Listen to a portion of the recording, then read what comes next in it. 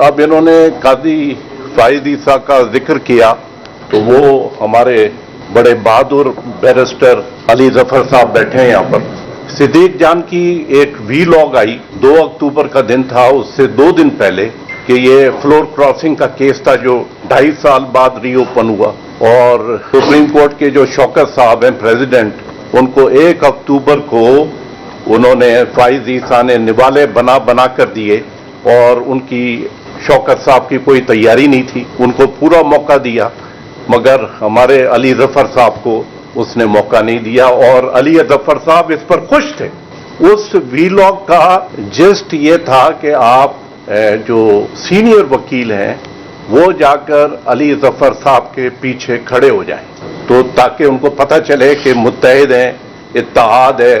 तो मैंने supreme court bar में गौर साहब को सबको कहा कि जी 11:30 बजे बेंच बैठनी है, आप सब आ जाएं, हम जाके खड़े होंगे भी। मगर 11:30 बजे शुरू हुई और हमारी क़यादत जो है वो 11:35 पर अदालत कोर्ट नंबर 1 से बाहर निकल गई। तो मैं बैठा था, वहां पर यह हुआ कि अली जफर साहब ने जो वहां पर अपनी जो मौक़िफ़ रखा, जो स्टांस रखा, तो वो मैं माफ करें, मैं क्योंकि जब मेरा ब्रेन हैमरेज हुआ था तो मुझे बहुत अच्छी तरह से मैं बोलने के लिए मुझे प्रॉब्लम होती, तो फाइज ईसा ने इनको बोलने नहीं दिया। तो मेरा कोई इरादा नहीं था, मुझे बड़ा गुस्सा आया, हालांकि मैं उसमें वकील नहीं था। तो मैं वहां पर गया और मैंने यही बात की कि बेंच जो है इलीगल है, यहां पर ऑथर जज नहीं बैठे हुए, यहां पे प्यूनी जज जो है मंसूर अली शाह साहब नहीं बैठे, फिर आपने 2 इंडक्ट किए हैं अमीनुद्दीन और अफगान, ये पैगंबर हैं, इनको कैसे पता कि केस की क्या बैकग्राउंड है, तो ये री आर्ग्यू होगा। तो आपने इनको फ्रेश बिठा दिया और आज आपने फैसला भी करना है।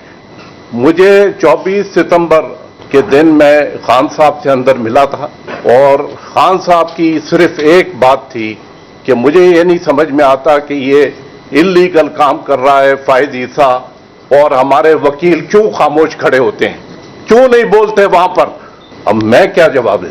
तो वो उस बात ने मुझे इंस्टिगेट किया और फिर मैंने जाकर बात की, मुतीउल्ला, असद सब वहां पर मौजूद थे। उसके बाद उन्होंने मुझे गिरफ्तार कर लिया, सेक्रेटेरिएट थाने में जुमे के दिन मेरा रिमांड हुआ और उसके बाद मेरा ब्रेन हेमरेज हो गया, वहां पर फिर मेरा इलाज शुरू हो गया।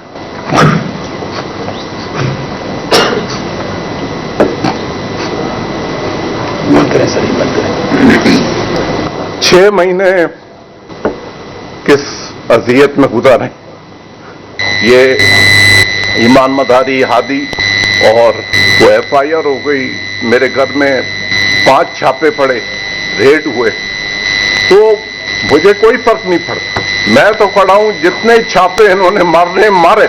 मैं ये कहता हूं हमारी जो क़यादत है, खुदारा इमरान खान के साथ बहुत ज्यादती हो रही है, आजाद जजों के साथ बहुत ज्यादती हो रही है, इनके साथ खुदारा खड़े हो जाएं। अब हमारे वकला अंदर जाते हैं, खान साहब से मिलते हैं, 6 बातें बाहर आती हैं, तो आर्मी एस्टेब्लिशमेंट उसका फायदा नहीं उठाएगी। 6 बातें बाहर आती हैं और ये रोज का किस्सा है। और इन्होंने बहुत अच्छी बात की असदूर और सिद्दीक जान ने कि अब ये हमारे हाथ में, हमने मुत्तहिद होना है, हमने लड़ना है और हमने ही मुकाबला करना है। आजाद जज जो हैं उनकी तादाद अगर 5 या 6 है तो वो तादाद हमारे इत्तेहाद से 55 भी हो सकती है और 500 भी हो सकती है। आप ILF का, मैं आपको कहता हूं, ये ILF जो है इसमें सब्जेक्ट नहीं है, इंसाफ लॉयर्स, 5 अगस्त को खान साहब की जो है 2 साल हो गए, मगर वाहिद ILF इस्लामाबाद थी जिसने कोई ना तकरीब की ना जलसा की। ILF इस्लामाबाद में खत्म हो चुकी, जिसको हमारे मोहम्मद अली बुखारी साहब ने 1947 की यहां पर कहानियां सुनाई। आज क्या कर रहे हैं आप, वो नहीं बताया। ILF खत्म है बिल्कुल। और मैं मजबूरन पिंडी गया, 5 अगस्त को वहां से अडियाला गया, जिसमें बहुत बुरी तरीके से धक्के मुझे पड़े और वो 3 हमारे सेनेटर्स और मोहम्मद और वहां पर पहुंचे। बाकी अलीमा खान जो हैं वो उस तरफ चक्री की साइड पे। तो मैं यहाँ पर जो खान साहब की जो हमारी 3 हमशीरगान, मैं उनको सलाम पेश करता हूँ।